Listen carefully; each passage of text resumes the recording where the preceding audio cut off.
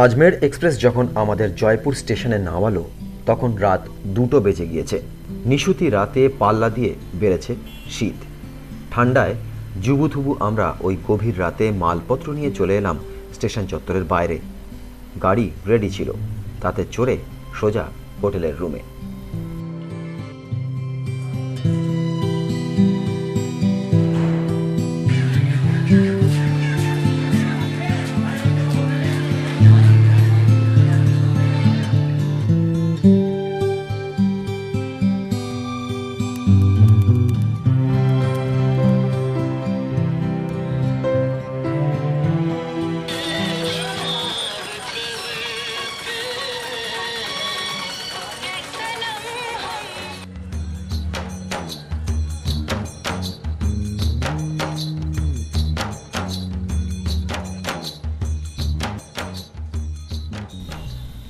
রাজস্থানের রাজধানী জয়পুর।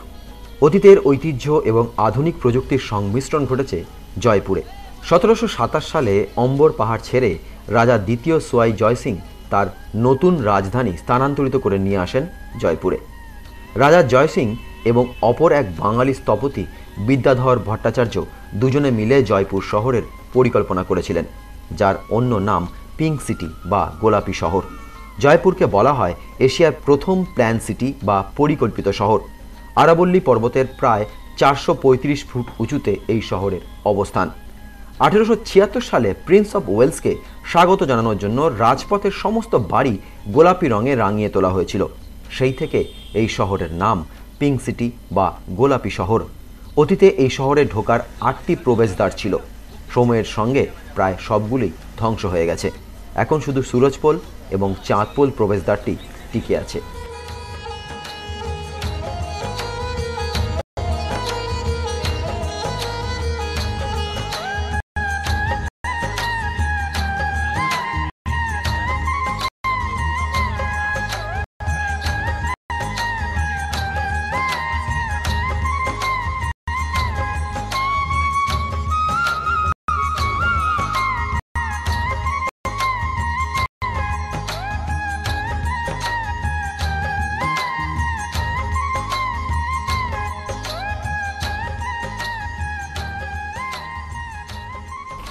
হোটেল ছেড়ে সকাল সকাল আমরা পথে নামলাম। গোলাপি শহর দেখতে দেখতে সোজা পৌঁছে গেলাম অম্বর দুর্গে। শহর থেকে 12 কিলোমিটার দূরে এই দুর্গ না দেখলে জয়পুর ভ্রমণ অসম্পূর্ণ থেকে যায়। মাউন্টা লেকের ধারে আরাবল্লী পর্বতের ঢালে এই দুর্গ নির্মাণ করেন মান সিং। জয়পুরে রাজধানী স্থানান্তরিত হওয়ার আগে রাজপুত রাজারা এখান থেকেই শাসন কার্য পরিচালনা করতেন।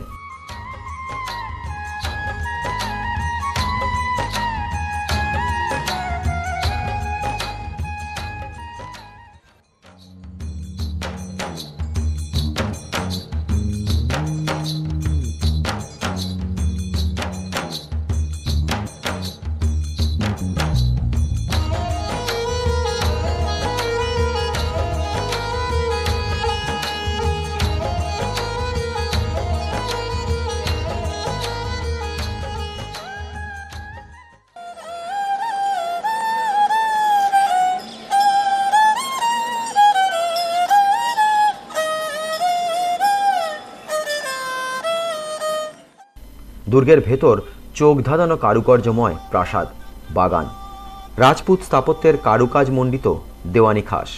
এখানকার কাঁচের মোজাইক কাজ দেখলে চোখ জুড়িয়ে যায়। গণেশপোল পেরিয়ে সূক্ষ্ম জাফরি করা জেনানা মহল। চারদিকে ছড়িয়ে ছিটিয়ে রয়েছে জয় মন্দির, শীষ মহল, যশ মন্দির, সোহাগ মন্দির, সুখনিবাস। गार्डन है, इसको चार बाग बोलते हैं।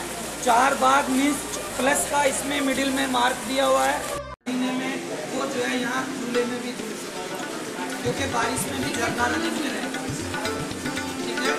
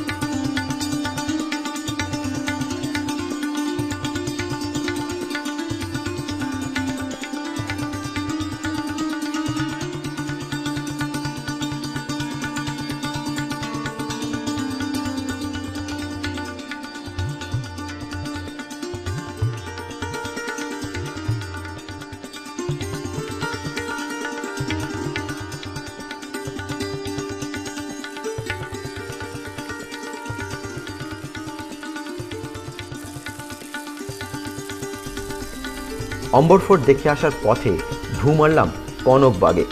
অনেকটা বৃন্দাবন গার্ডেনের ধাঁচে তৈরি এই উদ্যান বা পার্ক, তবে বেশ পরিপাটি করে সাজানো।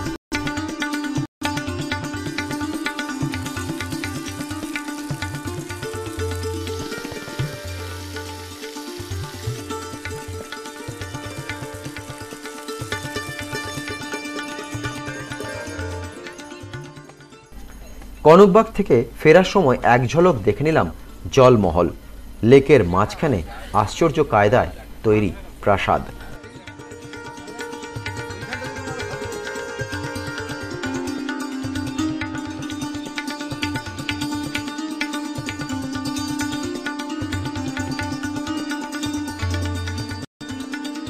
জয়পুরের আরেক প্রধান দ্রষ্টব্য স্থান সিটি প্যালেস বা নগর প্রাসাদ। এই প্রাসাদকে অনেকে চন্দ্রমহলও বলে থাকেন। রাজস্থানী এবং মুঘল স্থাপত্যের সংমিশ্রণে তৈরি এই প্রাসাদ। এখানকার দেওয়ানি খাসে বিভিন্ন পাথরের মূর্তি আছে। দেওয়ানি আমে আছে দুষ্প্রাপ্য তৈলচিত্র। প্রাসাদের দোতলা একতলা জুড়ে আছে সোয়াই মাধো সিংয়ের সংগ্রহশালা।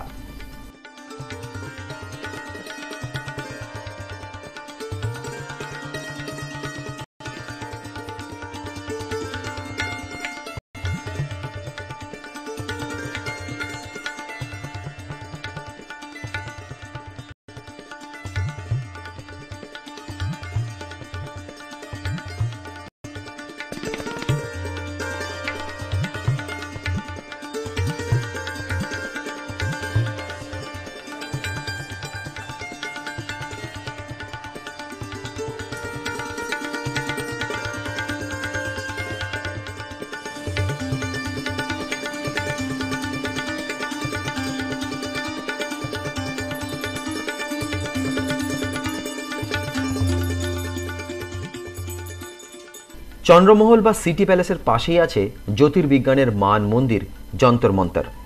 সোয়াই জয় সিং জ্যোতির্বিজ্ঞান চর্চা করতে ভালোবাসতেন। এখানে 18টি পাথরের জ্যামিতিক যন্ত্রের সাহায্যে নিখুঁতভাবে সূর্যের অবস্থান, দ্রাঘিমাংশ, অক্ষাংশ, নক্ষত্র, রাশিদের অবস্থান সহ আরও অনেক কিছু গণনা করা যায়।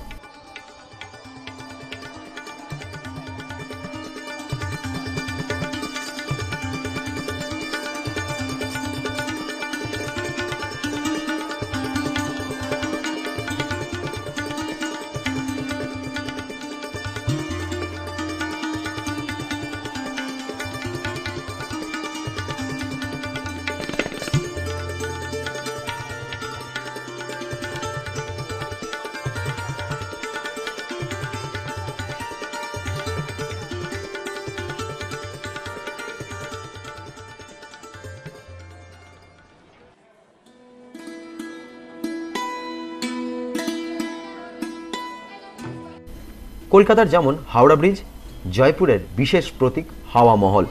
1799 সালে রাজপুত স্থাপত্যের অন্যতম নিদর্শন হাওয়া মহল তৈরি করেন মহারাজা প্রতাপ সিং। অসাধারণ এর নির্মাণ কার্য।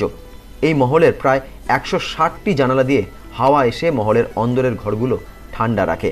মহলের সামনে বেশ কিছু জানালায় জালিকা বসানো আছে, যেখান থেকে রাজ পরিবারের মেয়েরা রাজপথের ছবি ও জলুস দেখতেন।